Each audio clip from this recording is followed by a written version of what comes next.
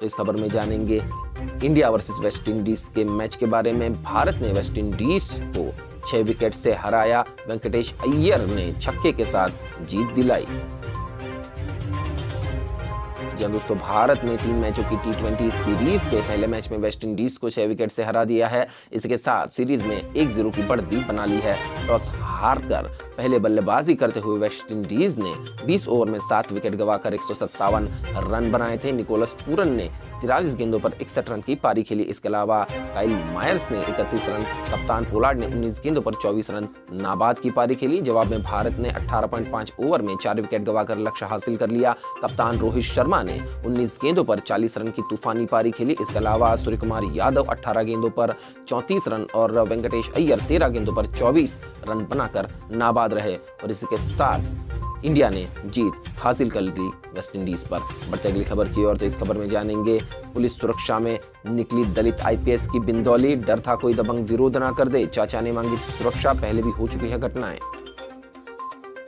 राजस्थान से खबर आ रही है दोस्तों, जयपुर में एक चौंकाने वाला मामला सामने आया है। मंगलवार को एक दलित आईपीएस को अपनी बिंदौरी के लिए पुलिस सुरक्षा लेनी पड़ी। बिंदौरी उसे कहा जाता है दोस्तों राजस्थान में शादी से पहले घोड़े पर बिठाकर वरघोड़ा निकाला जाता है, एक सम्मानीय यात्रा की जाती है दूल्हे की। तो जयपुर में एक चौंकाने वाला मामला सामने आया है। मंगलवार को एक दलित आईपीएस को अपनी बिंदौली के लिए पुलिस की सुरक्षा लेनी पड़ी दोस्तों। मामला जयपुर ग्रामीण के सूरजपुर गांव का है। आईपीएस सुनील कुमार धनवंता की बिंदौरी पुलिस सुरक्षा के बीच इनकी निकाली गई है। परिवार को डर था कि बिंदौरी निकालने के दौरान कोई दबंग विरोध ना कर दे, क्योंकि ये आईपीएस दलित समाज से आते हैं। बढ़ते अगली खबर की और, इस खबर में जानेंगे एमपीपीएससी परीक्षा में 27% ओबीसी आरक्षण पर रोक, हाईकोर्ट ने 14% आरक्षण के दिए निर्देश। तो मध्य प्रदेश से खबर आ रही है, हाईकोर्ट ने एमपीपीएससी एग्जाम में 27% ओबीसी आरक्षण पर रोक लगा दी है। हाईकोर्ट ने राज्य सरकार और एमपीपीएससी को नोटिस जारी करते हुए सिर्फ 14% ओबीसी आरक्षण देने के लिए निर्देश दिए हैं। हाईकोर्ट ने 27% ओबीसी आरक्षण देने पर स्पष्टीकरण भी मांगा है। ओबीसी आरक्षण के खिलाफ जनरल कैटेगरी की छात्रा निहारिका त्रिपाठी ने हाईकोर्ट में याचिका दायर कर 31 दिसंबर को जारी एमपीपीएससी के रिजल्ट को चुनौती दी। इस पर बुधवार को सुनवाई हुई। देखते अगली खबर, इस खबर में है एमपी में आज से 12वीं की बोर्ड की परीक्षाएं, 7 लाख से ज्यादा स्टूडेंट होंगे शामिल। सेंटर पर जाने से पहले रखे कोरोना गाइडलाइंस का ध्यान।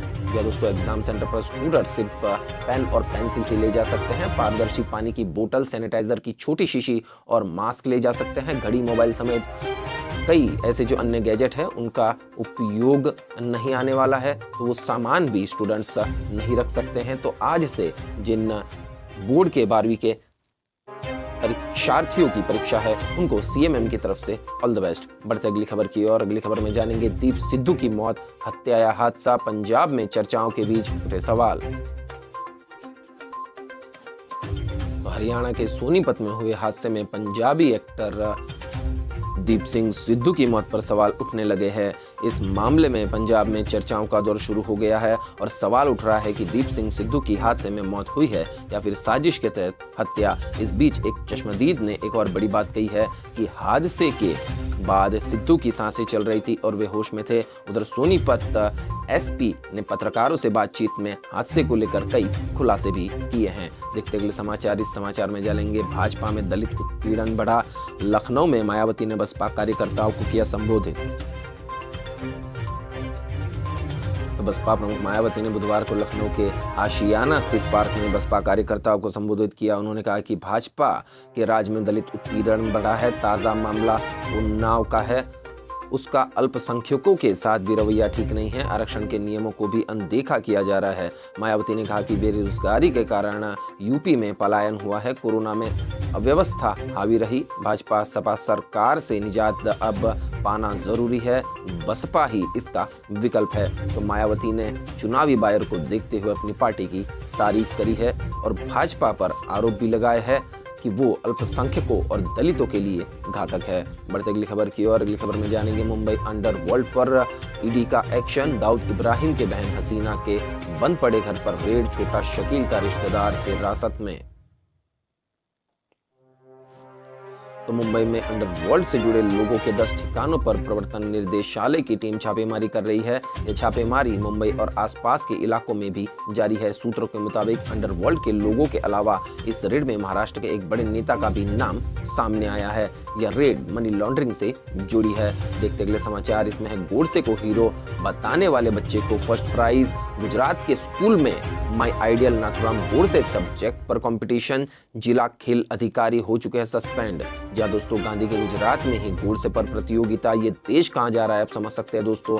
महात्मा गांधी की हत्या करने वाले आरएसएस के पिल्ले देश के पहले आतंकवादी नाथुराम गोडसे को इतना महत्व दिया जा रहा है, वो भी बीजेपी की सरकार में। महात्मा गांधी के हत्यारे नाथुराम गोडसे को लेकर राष्ट्रपिता के ही राज्य गुजरात में विवाद खड़ा हो गया है। वलसाड़ के एक निजी स्कूल में वाद विवाद कंपटीशन में बच्चों के लिए तय किए गए 3 सब्जेक्ट में से माई आइडियल नाथुराम गोडसे भी एक सब्जेक्ट रखा गया था। सोमवार को हुए इस कंपटीशन में फर्स्ट प्राइज जीतने वाले बच्चे ने इस सब्जेक्ट पर बोलते हुए गांधी की बुराई की और गोडसे को आदर्श हीरो बताया। तो आप समझ सकते हैं दोस्तों कि भारत के भविष्य को कितना मिसगाइड किया जा रहा है, कितना विकृत किया जा रहा है आरएसएस की मेंटालिटी से। बढ़ते अगली खबर की और इस खबर में है देश का सबसे बड़ा कॉर्पोरेट घोटाला। सूरत दहेज में की एबीजी शिपयार्ड का 22,842 करोड़ का घोटाला। सीबीआई ने कंपनी के खिलाफ दर्ज की एफआईआर। तो देश के इतिहास की सबसे बड़ी बैंक धोखाधड़ी सामने आई है। इस मामले में केंद्रीय जांच एजेंसी सीबीआई ने एबीजी शिपयार्ड लिमिटेड कंपनी पर केस दर्ज किया है। कंपनी पर 28 बैंकों से 22,842 करोड़ रुपए की धोखाधड़ी करने का आरोप है। देश के सबसे बड़े सरकारी bank state bank of India ने इसकी शिकायत सीबीआई से की थी। इसके आधार पर 7 फरवरी 2022 को सीबीआई ने एक एफआईआर भी दर्ज की है। अगले समाचार में जानेंगे लव जिहाद कानून। गुजरात सरकार को सुप्रीम कोर्ट से बड़ा झटका। हाईकोर्ट के फैसले पर रोक लगाने से किया इनकार। जी हाँ दोस्तों, क्या कुछ है खबर में हम आपको बताते हैं। दरअसल पिछले साल अगस्त में लव जिहाद विरोधी कानून को लेकर गुजरात हाई कोर्ट ने अहम फैसला सुनाया था। हाई कोर्ट ने लव जिहाद कानून की कुछ धाराओं को लागू करने से रोक दिया था। हाई कोर्ट ने यह फैसला जमीयत उलेमाए हिंद की याचिका पर सुनाया था।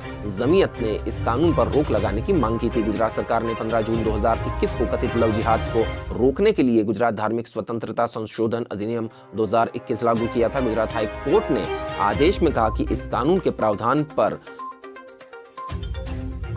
अपनी प्रतिक्रिया दी। उन्होंने कहा कि ये प्रावधान उन पर लागू नहीं हो सकते जिन्होंने अंतरधार्मिक विवाह में बल या धोखाधड़ी का कोई सबूत नहीं दिखाया। कोर्ट ने कहा था कि जब तक ये साबित नहीं हो जाता कि लड़की को लालच देकर फंसाया गया है, तब तक किसी व्यक्ति के खिलाफ एफआईआर दर्ज न की जाए। तो इसी फैसले को ललकारा था सुप्रीम कोर्ट में। तो सुप्रीम कोर्ट ने भी गुजरात सरकार को झटका दिया कि आप गुजरात हाई कोर्ट की बात माने, उनका फैसला बिल्कुल सही है। बढ़ते अगली खबर की ओर। तो अगली खबर में जानेंगे जलंधर नॉर्थ में प्रचार करने निकले ग्रेट खली। बोले पंजाब की युवा पढ़ लिख कर विदेश जा रहे हैं, उन्हें यहाँ पर रोजगार नहीं मिल रहा।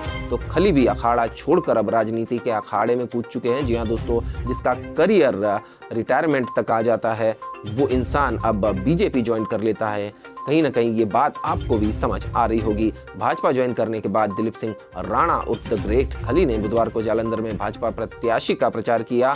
खली ने नॉर्थ हलके में पूर्व सीपीएस केडी भंडारी का प्रचार किया। इलाके में खली को देखने के लिए काफी हुजूम उमड़ा था। खली ने भीड़ को संबोधित करते हुए कहा कि आज पंजाब का युवा यहाँ पर पढ़ने लिखने के बाद विदेश जा रहा है, उन्हें यहाँ पर रोजगार नहीं मिल रहा। जो यहाँ रह जाते हैं वह बेरोजगारी में नशे की लत में पड़ रहे हैं। पंजाब में बहुत सारे परिवार नशे के कारण बर्बाद हो गए हैं। तो अब खली भी राजनीति में आ गए हैं, तो लाजमी है कि भाषा वो राजनीति की ही बोलेंगे।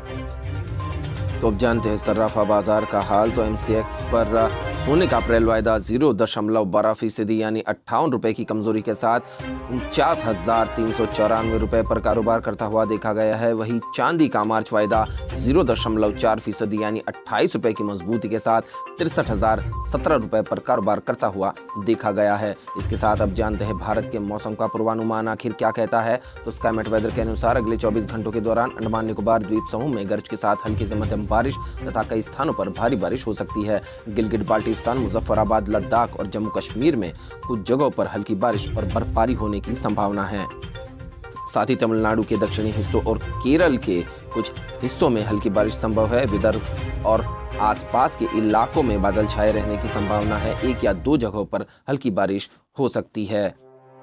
तो इसी के साथ आज के ब्रेकिंग न्यूज़ और लेटेस्ट अपडेट यही समाप्त होते हैं। वीडियो को पूरा देखने के लिए आप सभी का बहुत बहुत धन्यवाद। देश और दुनिया की खबरों के लिए सब्सक्राइब कीजिए द CMM News 24 को और बेल आइकन को भी प्रेस कर दीजिए ताकि आपकी कोई भी न्यूज़ अपडेट मिस ना हो। तो मिलते अगली न्यूज़ अपडेट के साथ। आपका दिन खुशनुमा रहे। Thank you, take care, goodbye, जय भारत।